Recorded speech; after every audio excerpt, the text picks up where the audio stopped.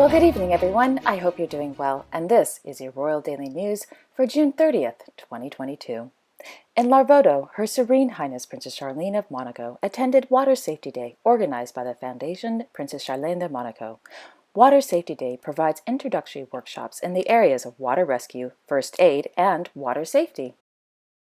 Last evening, His Serene Highness Prince Albert II of Monaco arrived in Oran, Algeria, for a two-day visit to attend the 19th edition of the Mediterranean Games. In Tilburg, Her Majesty Queen Maxima of the Netherlands visited the TextielMuseum. According to RVD, the craftsmen are currently making new curtains for the Chinese Hall at the Palais Huis ten Bosch, Their Majesty's residence in Den Haag.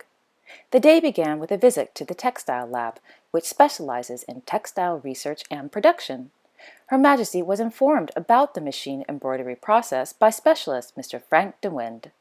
Her Majesty also spoke with a trainee who informed Her Majesty about the various techniques in, quote, applied embroidery stitches and the careful search for the right color use of yarns, end quote.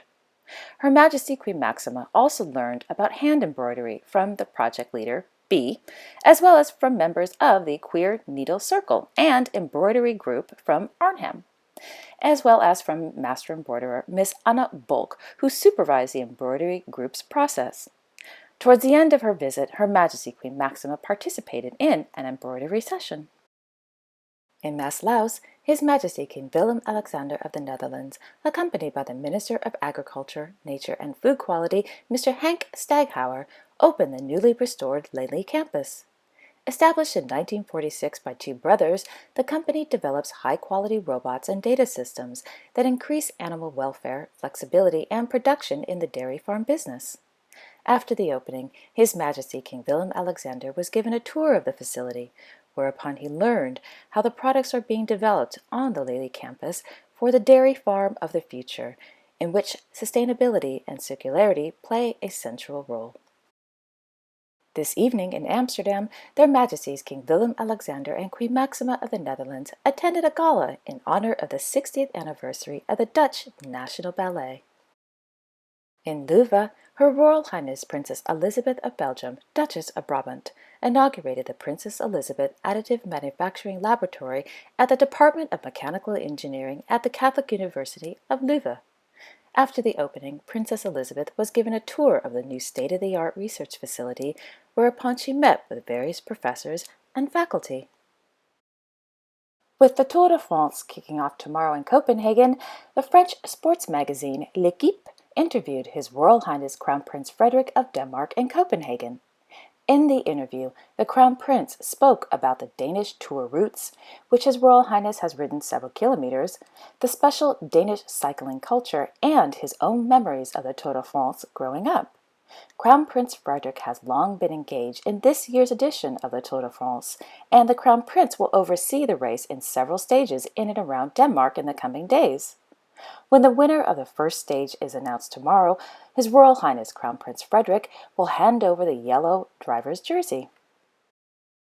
In Edinburgh, Her Majesty Queen Elisabeth II and His Royal Highness the Duke of Rothesay attended the Queen's Bodyguard for Scotland, also known as the Royal Company of Archers, Redindoe Parade, held in the gardens of the Palace of Holyrood House.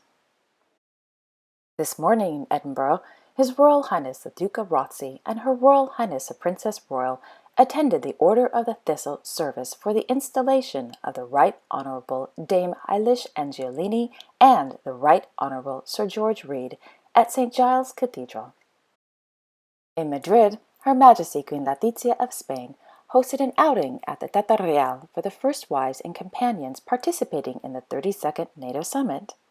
Upon her arrival, Her Majesty was warmly welcomed by the President of the Board of Trustees of the Teta Real Foundation, Mr. Gregorio Maranon, and the Director of the Teta Real, Mr. Ignacio Garcia Belenjo. Thereafter, the first wives and companions arrived, including the First Lady of the Republic of France, Her Excellency Brigitte Macron, and the husband of the Prime Minister of Luxembourg, His Excellency Gaither Christian Destiné, to name a few. After a photo op on the Teta Real stage, Her Majesty, along with her guests, proceeded to the Fala Hall where they had breakfast with representatives from the Tata Real.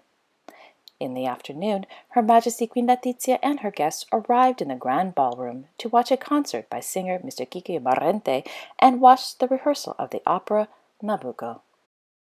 And finally, His Majesty King Felipe VI of Spain held an audience with the NATO Military Committee Chairman, Admiral Rob Bauer, and the Spanish Chief of Defense Staff, Admiral Teodoro López Garrón, held at Palacio de la Zarzuela.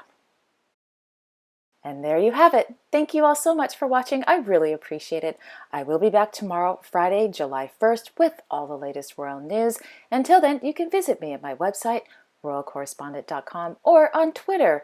And also, I just want to say a huge hello and welcome to all my new subscribers, and a huge thank you and a big hug to all of you who have sent me such kind messages and comments. It means a lot to me, and I'm so glad each and every one of you are enjoying this channel. I'm having a lot of fun making these videos, and I just want to say thank you so much. With that being said, I wish you all a wonderful Thursday evening, and I hope you all will join me tomorrow with all the latest royal news.